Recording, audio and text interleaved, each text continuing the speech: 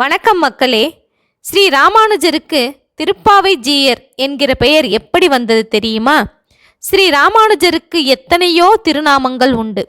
துறவிகளுக்கெல்லாம் தலைவர் என்பதால் எத்திராஜர் என்றும், எம்பெருமானைப் போல் கருணை கொண்டவர் என்பதால் எம்பெருமானார் என்றும், இறைவன் போல் எல்லா செல்வங்களையும் உடையவர் என்பதால் உடையவர் என்றும், வியாசரின் பிரம்மசூத்திரத்திற்கு உரை வகுத்தவர் என்பதால் ஸ்ரீ பாஷ்யக்காரர் என்றும் பல திருநாமங்கள் அவருக்கு உண்டு.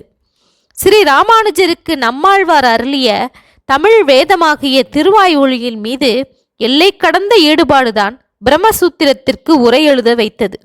அதுபோல்தான் திருப்பாவையில் அவர் கொண்டிருந்த ஈடுபாடு எல்லையற்றது. ஆண்டாள் என்ன மனநிலையில் திருப்பாவை பாசுரத்தை பாடினாலோ அதே மனநிலையில் இவரும் உருகி உருகி திருப்பாவையில் ஈடுபட்டதால் இவரை திருப்பாவை ஜீயர் என்றே அழைத்தார்கள்.